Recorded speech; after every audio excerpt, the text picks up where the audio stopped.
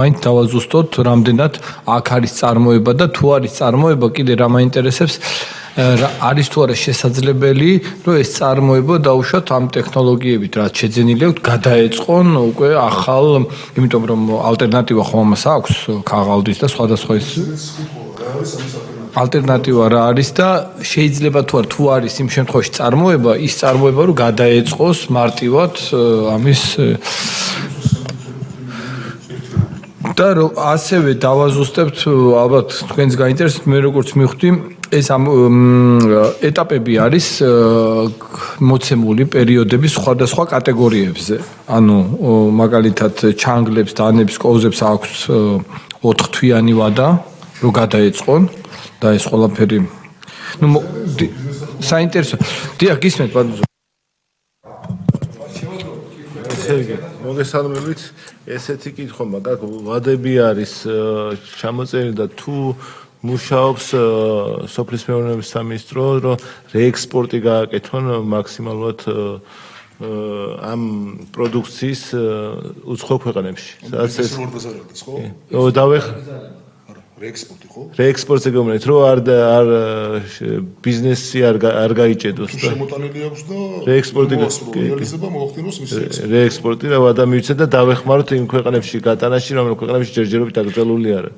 აი ამისთვის რას ვაკეთებ? მე როგორც მივხვდი, ექსპორტი არ იგრძალება, ანუ გატანა არ იგრძალება ამ შემთხვევაში. თავი ქვეყანაში არ დარჩეს ეს. ხომ დავეხმაროთ ამ ხალხს აუცილებლად, აი რას ვაკეთებ დასახმარებლად. აი ეს ჩემი კითხვა არის ასეთი, რას ვაკეთებ დასახმარებლად. ისმენთ ბატონო, რომ მე მგონი ნათელია ბევრი კითხვა შეგროვდა და ერთიანად გაქვთ რო უპასუხო. კი ბატონო, მოგახსენებთ ეს ბატონო, პირველ რიგში ჩვენ შეხვედრების წელი სერია ჩავატარეთ ბიზნესის წარმომადგენლებთან, როგორც სამინისტროში, ასევე თვითონ ბიზნეს ასოციაციის თაოსნობით, გარდა ამისა იყო პარლამენტის კომიტეტის მიერ ორგანიზებული შეხვედრა, სადაც ასევე შეხვდით ბიზნესის წარმომადგენლებს.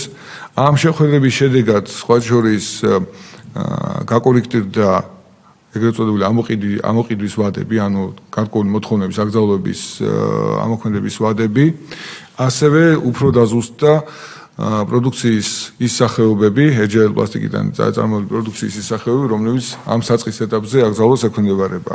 ქვეყანას აღებული აქვს ორიენტირი იმაზე, რომ ეტაპობრივად, რასაკვირველია შემარბილებელი ზომების გამოყენებით, ერთჯერადი პლასტიკის, რომელიც არის წყარო მიკროპლასტიკის წარმოქმნის და ასე ვთქვათ, მავნე ნარჩენების დიდი მასივის წარმოქმნის, განსაკუთრებით მდინარეებში, ზღვის აკვატორიაში, აი ეს სეგმენტი ნელ-ნელა უნდა ამოიქოლოს და შემცირდეს. რასაკვირველია ეს უნდა მოხდეს ეტაპობრივად და პირველ ეტაპზე სეგმენტი, რომელიც არის შერჩეული, ეს არის ძალიან ისეთი ნაკლებად სენსიტიური სეგმენტი ამ პლასტიკის პროდუქციის, საუბარია თან ჩანგალზე, კოვზებზე, ჯერად თეფშებზე. მეორე ეტაპზე, რომელსაც უფრო მეტი ამოყიდვის ვადა იქნება, ვსაუბრობთ ერთჯერადი პლასტიკის კონტეინერებზე და ერთჯერად ჭიქებზე. აბსოლუტურად სწორად გაიჟღერა აქ, რომ გარდამავალი პერიოდი აქვს ბიზნეს იმისათვის, რომ მარაგები შეამციროს, ამოყიდოს, ექსპორტისთვის გამოიყენოს ან სხვა კუთხით შეძლოს რეალიზაციის გაზრდა. ამისთვის არის ახლა თუ დეკემბრსაც ჩავთვლით, ფაქტობრივად 4 თვე გამოდის დანაჩანგალზე და თეფშებზე, ხოლო კონტეინერებზე და მასე ჭიქებზე კიდევ უფრო მეტია ვადა, 7 თვე გამოდის ჩვენი დეკემბრის ჩათვლით. ეს ვფიქრობთ, რომ საკმარისი ვადა იმისათვის, რომ ბიზნესმა გადაწყობა შეძლოს. ამასთან ერთად გეტყვით, რომ პროექტს საფუძვლად დაედო მთელი რიგი საერთაშორისო კვლევებისა, რომელიც ადასტურებდნენ როგორც ერთჯერადი პლასტიკის დამიძურების დონეს საქართველოს ტერიტორიაზე და ეს გამორჩეულად მაღალია ევროპის სხვა ქვეყნებთან შედარებით, ამიტომ შედარებით უფრო ასე ქმედი ზომები არის მისაღები ჩვენი მხრიდან. იყო მთელი რიგი შეხვედრები ჩატარებული ასევე შემოსავლების სამსახურთან, საბაჟო კონტროლის განმახორციელებელ ორგანოებთან იმისათვის, რომ ამ აკრძალვის გამოყენების დროს მაქსიმალური ეფექტს მივაღწიოთ და ზედმეტი შეფერხება ბიზნესისთვის, ბიზნესის წარმოებისთვის არ ყოფილიყო და ამ შეხვედრების შედეგად ჩვენი ფორმულირებები ტექნიკურ რეგლამენტში გაკორექტირდა. შესაბამისად, ეს ადმინისტრაციულ სამართალდარღვევათა კოდექსში შემოთავაზებული ცვლილებები ითვალისწინებს კონკრეტულად ამ მუხლების მოთხოვნების დარღვევას. ეს ამ მოთხოვნის დარღვევას არ იქნება ადგილი თუ ამოქმედების ვადა არ არის ამოწურული. ანუ ეს ყველაფერი შევადა მოქმედებაში შესაბამის ვადების შემდეგ, 3 თვიანი და 6 თვიანი ვადის ამოწურვის შემდეგ. მარაგები მართლაც არის, თუმცა მე ისევ და ისევ ხას გავუსვამ, ახლა დეკემბერში წარმოება არის საქართველოში პლასტიკის, ამ წარმოებას არ ეგზალება საერთოდ ექსპორტს არ ეხება ეს აკრძალვები, ექსპორტი თავისუფლად გაგრძელდება, შეიძლება ექსპორტის სეგმენტი გაიზარდოს კიდევაც. რაც შეეხება იმპორტის და ექსპორტის ადგილობრივი წარმოების შეფარდებას, იმპორტის წილი გაცილებით უფრო დიდია პლასტიკის წარმოებაში, ამიტომ ადგილობრივ წარმოებას ვფიქრობ, რომ ძალიან დიდი დარტყმა არ მიადგება. მეორე მხრივ ალტერნატიული პროდუქციაც იყო განხილული, ჩვენი ბიზნეს წარმომადგენლებმაც უკვე დაიწყეს ფიქრი ქაღალდის, მუყაოს, ხის ნაწარმზე, ასევე ფოლგისგან წარმოებულ ასეთ პროდუქტებზე და ადგილობრივი წარმოება შეიძლება შეიქმნას და იმპორტის სეგმენტიც იქნება აქტიურად გამოყენებული ამისათვის. ამის საფრთხე იმისა, რომ ჩანაცვლება ვერ მოხდება ან ვერ მოესწრება ამ დათმულ ვადებში არცეულს.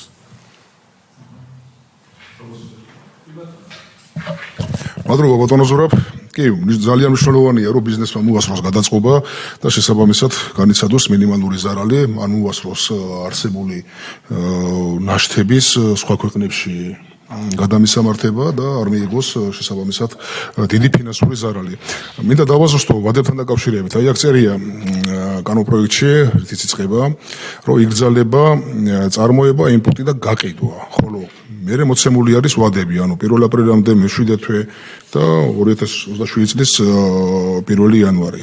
თუ იგრძალება გაყიდვა, ანუ ეს ვადები რისი მოცემია, რა უნდა გააკეთონ ამ ვადებში?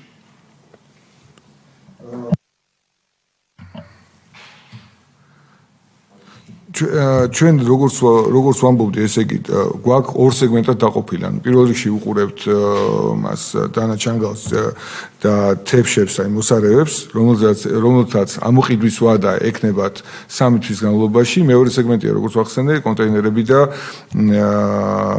პლასტიკის ჭიქები. სურსასთან შეხებაში პროდუქტები. ბოდიშით, აი აქ წერია, რომ 1 იანვრიდან იგრძალება გაყიდვა. წარმოება, იმპორტი, გაყიდვა და დამატებით მერე ვადას ვაძლევთ. ხორჯობი აქ შეიცვალოს, მაშინ ეს გაყიდვა, აკრძალვა ან ვადა შეიცვალოს. 1 იანვრის მაგალითად ეწეროს ის შესაბამისი ვადები. აბა რომელ პუნქტზე? ანუ გაურკვეველ ვითარებაში არ აღმოჩნდეს ბიზნესი. ჩვენ დავუკვირდით, რომ გადავადება აქვს გარკვეული ვადებით და მერე 1 იანვრიდან აკრძალვა არ ქონდეს.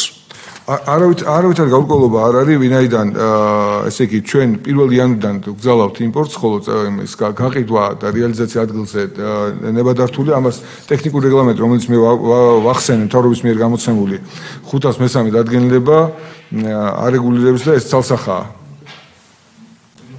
აი თუ შეიძლება ჩავხედო.